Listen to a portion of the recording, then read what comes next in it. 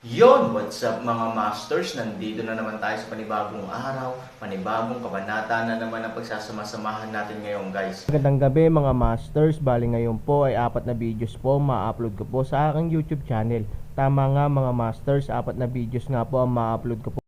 Mga masters, okay lang po bang wag nyong skip ang mga ads sa aking mga videos? Salamat po talaga mga masters sa solid na pagsuporta po sa akin.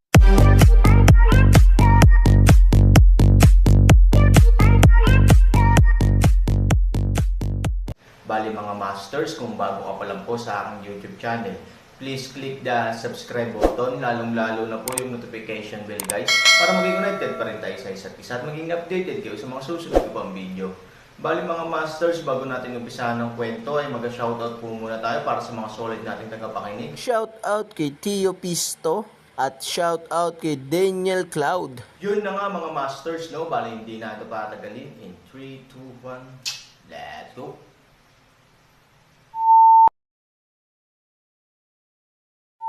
Kabanata 2421 hanggang 2425. Nagulat si Jiang Yingying na lumapit kay Fei Linger. Hindi niya akalain na napakaswerte niya. Sa sandaling pumasok siya sa lungsod, alam niya ang balita ng Aaron. Wala siyang sinayang na effort. At tingnan ang hitsura ni Fei Linger, sa katunayan at Aaron ay napakapamilyar, kung hindi niya makilala ang kanyang sarili ng walang dahilan. Para sa kadahilanang ito, si Jiang Yingying ay ganap na hindi nagbabantay laban sa Fei Linger. Nasaan si Kuya Aaron? Dalhin mo ako dali. Sabik na sabi ni Jiang Yingying, simula nang dumating siya sa mundo ng Xuanyuan, matagal na siyang hindi nakarinig ng Aaron, kaya hindi na siya makapaghintay na makita ang Aaron sa ngayon. Mahirap para sa iyo na makita siya ngayon, sabi ni Fereng sabay buntong hininga. Bakit? Anong nangyari kay Kuya Aaron? Biglang naging marangal ang ngiti sa mukha ni Jiang Yingying. Hindi maaaring ma-accident ang Aaron. Kung hindi, wala siyang saysay na manirahan sa mundo ng Xuanyuan. Sadyang hininaan ni Fei Linger ang kanyang boses at sinabi kay Jiang Yingying, dapat mong malaman ang tungkol sa kamakailang Shengli auction. Tumanggo si Jiang Yingying, pinupuntirya din niya ang bagay na ito para lang dumating. Natatakot ako na walang sino man sa buong Imperial Court ang hindi nakakaalam nito. Anong problema? Hindi naiintindihan ni Jiang Yingying ang paraan, hindi niya naiintindihan ang banal na auction ng Castanyas at maaaring nauugnay ang Aaron sa kung ano. Hindi mo ba alam na si Shengli ay na-auction niya? Hindi niya inaasahan na magdudulot siya ng ganoong kalaking kaguluhan, kaya nagtatago siya ngayon. Sabi ni Fereng, ang Shengli ba ay ibinebenta ng Aaron? Si Jiang Yingying ay isang napakatalino na babae. Bagamat hindi pa niya nakikita si Shengli, naisip niya kaagad na si Shengli ay maaaring si Hangguo pagkatapos makinig sa mga salita ng Fei Linger, dahil alam na alam niyang makakatulong ang Hangguo sa mga tao na mapabuti ang kanilang estado, at ang epekto ni Shengli ay pareho. Dapat pareho silang dalawa. Ngunit bakit nagtago si Aaron? Hindi ko pa rin maintindihan. Kahit si Shengli ang na-auction niya, bakit siya magtatago? Nagdududa si Jiang Yingying ng paraan. Pinaikit ni Fei Linger ang kanyang mga mata at sinabing, hindi mo alam kung gaano kahalaga si Shengli. Ginawa niya ang pagkakamaling ito dahil sa kamangmangan. Ngayon ang malalaking pamilyang iyon ay hindi lamang gustong bumili ng Shengli, ngunit nais ding malaman kung sino ang auctioneer. Tiyak na gustong malaman ang pinagmulan ng Shengli. Aaron ang target ng malalaking pamilyang ito.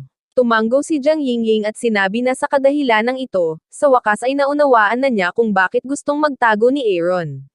Ngunit ang pinagmulan ng banal na Castanyas ay ang lupa. Ano ang magagawa ng mga lalaking ito kahit alam nila ito? Isipin ang problemang ito. Jiang Yingying mas maunawaan kung bakit Aaron upang itago, hindi niya mailantad ang kanyang pagkakakilanlan, kung hindi, ito ay magiging sanhi ng isang kaguluhan. Hindi mo ba alam kung nasaan siya?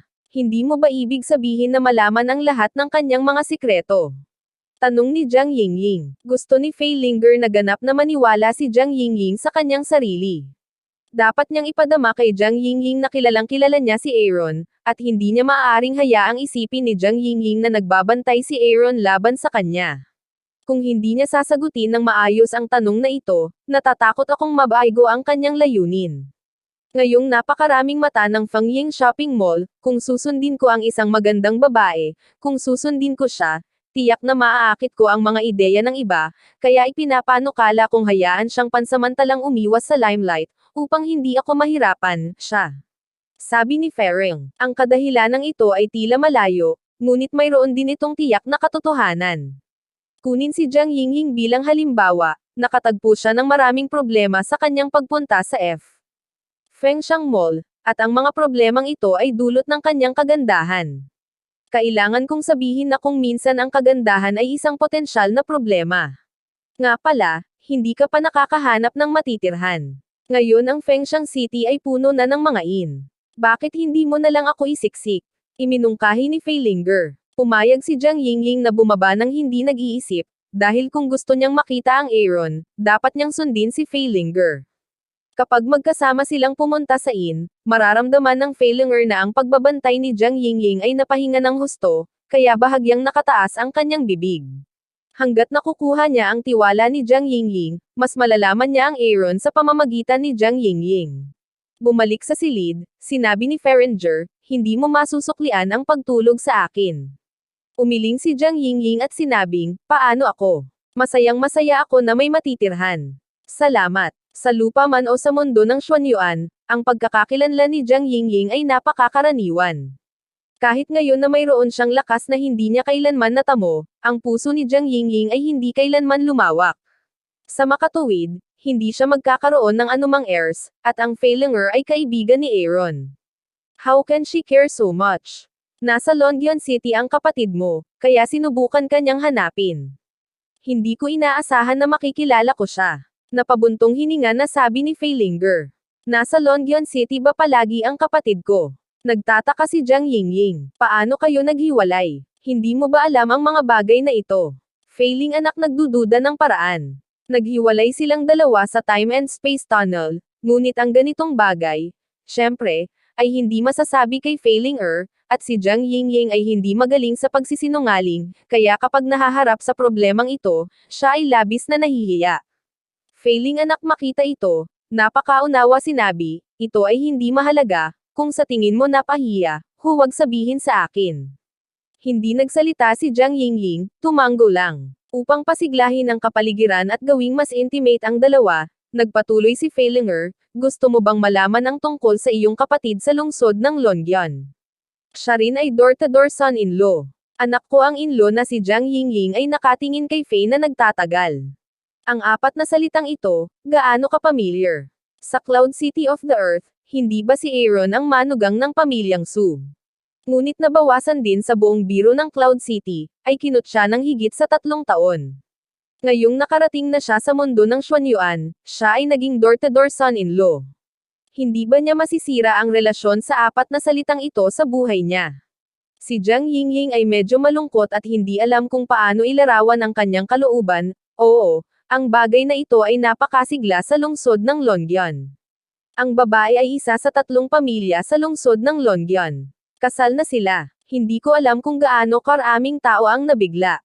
Sabi ni Ferring. Mas mapait na ngiti ang mukha ni Jiang Yingying, parang pamilyar na naman, parang story of the earth na naman. Bagamat hindi first-line family ang Su family sa Yuncheng, magaling din sila. At saka, ang kasal nila sa Yuncheng nagulat ang mga taong iyon sa Yuncheng. Sa hindi inaasahang pagkakataon, ang ganitong uri ng madugong balak ay itinanghal muli sa mundo ng Xuanyuan, siguro sa kanyang buhay, siya ay higit na nakatadhana sa apat na salitang ito, sabi ni Jiang Yingying. Tadhana, ano ang ibig mong sabihin? This time it's Fei Linger's turn to be puzzled. Naging door-to-door son-in-law si Aaron ng higit sa 1 beses. Pero paanong 2 beses na nangyari sa kanya ang ganitong katawa-tawang bagay? Siya, isang malakas na tao, ay nalulugod dito at may ganitong bulgar na panlasa. Wala, nag-uusap lang ako, sabi ni Jiang Yingying. Hindi nagbabago ang mukha ni Fei Linger, pero alam niyang maraming sikreto ang Aaron, at wala siyang kumpletong tiwala ni Jiang Yingying, kaya hindi gusto kong sabihin sa sarili ang mga bagay na ito. Ngunit hindi nagmamadali si Ferring. May oras pa siya. Hindi ko maintindihan kung bakit ang isang makapangyarihang lalaki ay handang magdusa ng gayong kahihiyan, at itinaboy ng pamilya Chen palabas ng bahay. Siya ay isang malakas na tao, at kaya niyang paduguan ang pamilya Chen. Nagkunwaring nag-aalinlangan si Fei Lingson. Matapos marinig ang mga salitang ito, hindi na nagulat si Jiang Yingying. Bagamat ang Aaron ay hindi kasing lakas niya ngayon, hindi pa rin maihahambing ang background ng kanyang pagkakakilanlan sa pamilyang Su, ngunit hindi siya pareho. Nagdusa siya ng kahihiyan sa pamilyang Su at pinagtawanan sa Yuncheng. Para sa Aaron, nangyayari sa kanya ang hindi maintindihan ng mga ordinaryong tao. Hindi pangkaraniwan. Alam ni Jiang Yingying na ang pagtitiis ni Han Sanchen ay upang pigilan siya sa pag-akit ng atensyon ng napakaraming tao. Kung tutuusin, hindi siya kabilang sa mundo ng Xuanyuan. Ang sikretong ito ay dapat itago. Ang aking kapatid ay palaging mababa at ginagawa hindi nakikipagkompetensya sa mundo, kaya hindi nakakagulat. Sabi ni Jiang Yingying, bakit siya dapat maging mababang profile? Hindi ko alam, sabi ni Ferring na nagtataka. Character, ayaw niyang maging masyadong pampubliko. Si Jiang Yingying ay perfunctory. Hindi na itinanong ni Fei Linger ang tanong na ito para maiwasan ang hinala ni Jiang Yingying. Ngayong gabi, natural na may paraan siya para hayaang magsalita si Jiang Yingying. Nagkwentuhan sila tungkol sa ilang hindi mahahalagang bagay, ngunit sa oras na ito, may dumating na sa lumang bahay ni Ranyi. Gaya ng iniisip ni Bai Lingwaner, ang malalaking pamilyang iyon ay nagsimula na talagang mag-imbestiga sa mga auctioneer ng Shengli. Hindi lang nila gustong pagmamay-ari ang Shengli, ngunit gusto rin nilang malaman ang pinagmulan ng Shengli. Kung gusto nilang malaman ang problemang ito, dapat nilang alamin ang mga auctioneers ng Shengli. Ang unang alon ng mga taong dumating sa lumang bahay ni Ranyi ay 3 tao sa napakagandang damit, isang matanda at 2 kabataan. Sa unang tingin, sila ay nasa mataas na katayuan. Ang matanda ay marangal at makapangyarihan. Kapag nagkita na ang mga matandang kaibigan, kailangan mo pa bang magtago? Ang matandang lalaki ay tumayo sa tarangkahan at sinabing, ang kanyang boses ay tila napakaliit, ngunit ang kanyang matalim na kapangyarihan ay napakalakas. Nakaupo sa looban, tumakbo si Li na tila naramdaman ang kulog sa kanyang mga tainga. Ang sumunod ay isang mapait na ngiti. Kilala niya ang matandang ito sa loob ng maraming taon, at palaging umaasa sa sarili niyang lakas upang ipakita ang kanyang kakayahan sa kanyang harapan. Pagkaraan ng napakaraming taon na pagkawala, nanatiling hindi nagbabago ang kanyang ugali. Tumayo si Ranyi. Dahil siya ay isang matandang kaibigan, kailangan niya itong makilala ng personal. Ge Zhonglin, ilang taon na kitang hindi nakikita. Napakasama pa rin ang ugali mo. Hindi ka ba kakatok sa pinto? Hindi nasisiyahang sabi ni Ranyi. Si Ge Zhonglin ay nagtaas ng mapang asar ng ngiti sa kanyang mukha at sinabing, hindi ka katumbas ng aking kamay. Galit na galit si Ranyi kaya nangangati ang kanyang mga ngipin. Ilang taon na silang magkakilala. Noong bata pa sila, madalas silang mag-away. Ngayon ay matanda na sila. Si Ranyi ay isa ng Buddhist. Ngunit nang makita niya si Ge Zhonglin, muling umakyat ang galit sa kanyang ulo. Dahi, ang aking sirang pinto ay hindi katumbas ng iyong kamay, bakit ka pumunta sa aking sirang lugar? Sabi ni Ranyi. Walang sabi-sabi, dirdiretsong naglakad si Ge Zhonglin sa bakuran. Nang dumaan si Ranyi, sinabi niya, kung wala lang sana akong hiningi sayo, gusto mo bang pumunta dito? Ipapaayos ko sana itong sira-sirang lugar, pero hindi ka nakinig. Kulang ba sa pera? Kailangan mo ba ng tulong ko? Sinuntok ni Ranyi ang likod ni Ge Zhonglin. Ilang taon na akong hindi nakakita ng mga kaibigan. Ito ay dapat na maging isang mutual talk ng pagtulak ng mga tasa at pagpapalit ng mga tasa, ngunit ito ay naging isang kombinasyon ng mga kamao at paa sa 2 taong ito. Sa lakas ni Ge Zhonglin, siguradong mananalo siya kay Ranyi. Ngunit sadyang pinigilan ni Ge Zhonglin ang kanyang lakas sa parehong kaharian ng Ranyi, at sila ay lumaban ng pabalik-balik. Pagkatapos ng higit sa 20 rounds, Ranyi ay humihingal, ngunit Ge Zhonglin ay hindi nagbago ang kanyang mukha. Huwag makipag-away, sampin ito, inaapi mo ang paggawa at kapital. Kinaway-kaway ni Ranyi ang kanyang kamay at sinabing kahit hindi siya itomba ni Ge Zhonglin, mahuhulog siya dahil sa pagod. Tumawa si Ge Zhonglin at sinabing, ikaw ay isang basura. Hindi mo ako kalaban sa buong buhay mo. Gusto mo pa akong ipaglaban. Lampas ka sa iyong kakayahan. Nang makita ang eksenang ito, tumawa ang bodyguard ni Ranyi, at tumawa rin ang 2 binata na dinala ni Ge Zhonglin. Parang hindi sila compatible, but actually they have a very good relationship. Sa katunayan, ito ang pagpapahayag ng matinding damdamin. Kung hindi, Sa lakas ni Gyeonglin, 12-12 beses nang patay si Ranyi. Ba, kung hindi ka lang naging mayabang sa harap ko noong nasugatan ang trabaho at kapital, sinaktan ko ang sarili ko para mailigtas ang aso. Hindi mo ito makakalimutan, sabi ni Ranyi. Tinuro niya ang ilong ni Ranyi at galit na sinabi, sino sa tingin mo ang aso? Maniwala ka man o hindi, sayang talaga kita. Umupo si Ranyi sa bench na bato, humihingal, at pumikit sa galit ni Jonglin. Instead, he recalled the past and said, okay, hindi mo na kailangang balikan yung taon na yon. Sa tuwing magkikita kayo, paano yung taon na yon? Hindi mo ba alam na hindi binanggit ng bida ang tapang ng taong iyon? Walang magawang sabi ni Gyeonglin, bawal akong pag-usapan, minsan lang. Galit na sabi ni Ranyi. Si Gyeonglin ay parang bigong bola. Kung si Ranyi ay hindi nasugatan ng husto para iligtas siya, hindi niya magagawang linangin ang kanyang kabaitan. Sa anumang pagkakataon ay hindi ito makakalimutan ni Gyeonglin, kahit na gusto mong banggitin, kailangan mo munang ihain ang alak sabi ni Gyeonglin. Tiningnan ni Ranyi ang guard, at mabilis na pumunta ang guard sa wine cellar. Sa wakas, ang eksena ng pagkikita ng mga matandang magkaibigan ay naging isang normal na larawan ng pagtulak, mga tasa at pagpapalit ng mga tasa.